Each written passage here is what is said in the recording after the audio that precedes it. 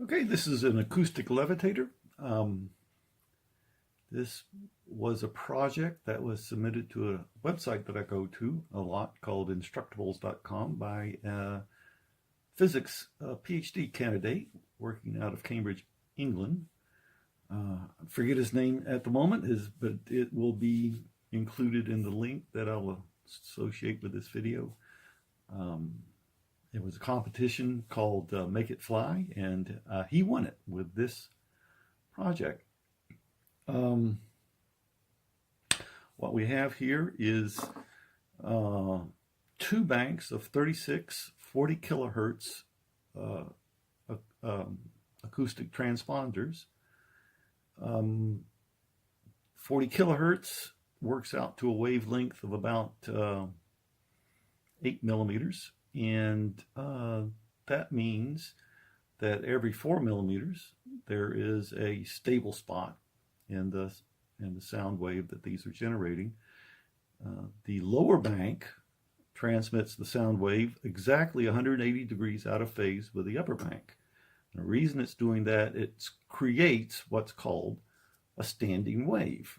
And if you pick small enough particles, you can actually cause them to levitate. So let's see if I can make good on my claim.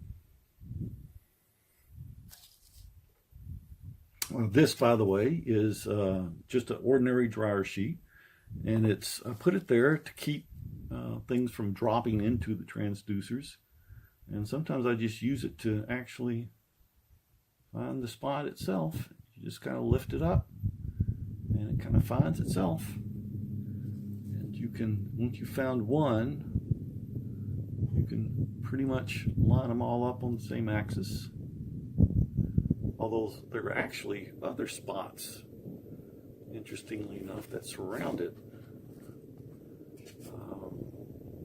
But they're really wedged in there. You can resist gravity. It's really, the sound waves are in there, and if you get them a little larger than 4 millimeters, which is about what, 1/6 of an inch, I think it's catching the side waves that are coming in, and it spins them around. Kind of fun to play with. The thing that I have to remind myself is sound moves at over 700 miles an hour. So although these things are standing still, they're being trapped by something that's moving at 700 miles an hour. One thing I might mention is, I don't know what effect this has to household pets like dogs and cats. 40 kilohertz is well above our range of hearing, even though I think somehow the recording is picking it up. But believe me, I'm hearing absolutely nothing right now. I got a couple of dachshunds next door that raise Cain if a leaf falls, and when I turn this on, I don't hear them. So it could be that the 40 kilohertz sound is being absorbed by the bass and by the tone, and it's fine. Or maybe it would really annoy Spot or Fluffy if you turned it on in the house. I'm just not sure.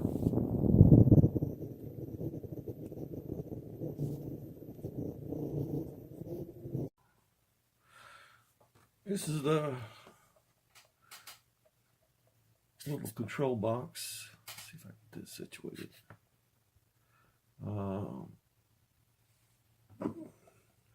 This is basically a 2.1 millimeter center positive socket. So anything that matches you can plug in there, but I would stick within to 7 to 12 volts. If you go below 7, then things will stop working. And if you go above 12, then what you'll do is you'll burn out this component right here. Well, actually, you'll burn out a voltage regulator on a component right here, which will in turn then burn out the microprocessor there. This component right here is what's called, what's the part of it? It's L298N H bridge. Usually used with robot motors, control robot motors. The reason it's called an H bridge is when you look at the schematic, it kind of looks like an H. Right here is a heat sink, and that does get a little warm. At 9 volts, it gets around 134, 135 degrees. At 12 volts, about in the low 140s. Not enough to raise a blister, but it is warm. Right here is a voltage regulator that converts the input power to 3.3 volts to send to the LEDs. And then right here is an Arduino Pro Mini, I think it is. The original instructions called for an Arduino Nano, which is $1 or $2 cheaper, but the only drivers I could find either came from Russia or China, and they're probably just perfectly fine, but it made me a little nervous. So I went with the Pro Mini. Comes from where I bought it was from an outfit called Spark Fun in Colorado. These buttons here,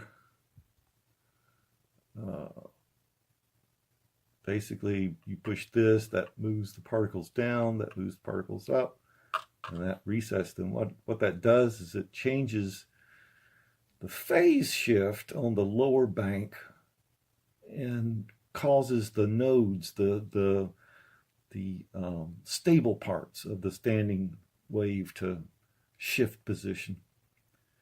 And what else? Oh, now on the other side, I've just got this switch that if you push it up, it turns on the regular LED. Push it down, it turns on the ultraviolet LEDs. And in the center position, it just turns everything off.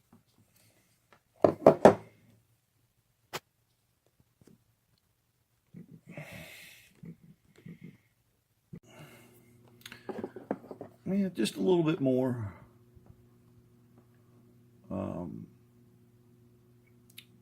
This runs between 7 and 12 volts, as I said. I usually run it at 9. I've run it at 12. I can detect about an extra 100, 150 milliamps of current going through that. That's bound to translate into power some way or another. Maybe if I had a data sheet for the transducers, I would be able to explain what was going on. But at any rate, the observable effect by me is not much. So, like I say, I usually run this thing at 9. So what happens is the current goes in here. It hits the H bridge first. The H bridge turns on and also sends 5 volts to the microcontroller, Arduino microcontroller. Right here. I've taken a look at the code that the PhD candidate wrote for this. It's as close to machine code as I ever want to get when dealing with Arduino. So I really haven't sussed it all out, or I've sussed a little bit, but I got other things I want to figure out on this planet before I figure out arcane Arduino code. But seems to work, and he in turns drives the H bridge. So it goes current to here, regulated 5 volt current to the microcontroller, and then the microcontroller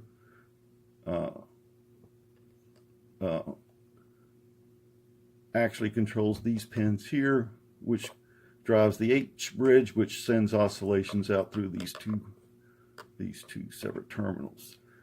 The voltage regulator here, as I say, it just converts whatever the input power is to 3.3 volts. This probably gets warm as well.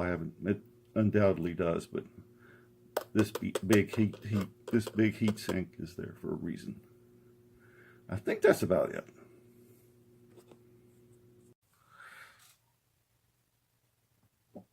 Lots of times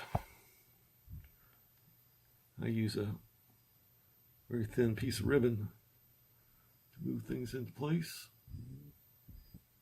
it just kind of hops in there. Coming in through the bottom seems to work the best. Once you've got the first one in there, it's easy to spot where the central axis is, and it's kind of fun, and especially for small pieces like this. So I got two.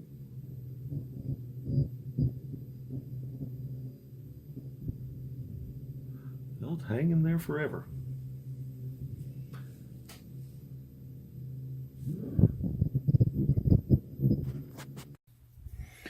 And one other thing is this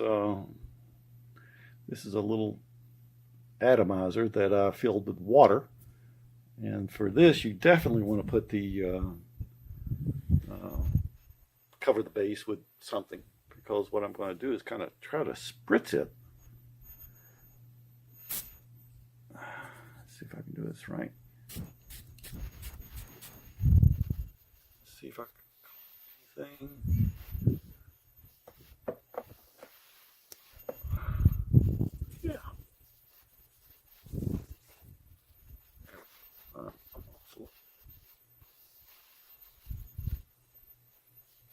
If you can see, I've caught a bunch of water droplets,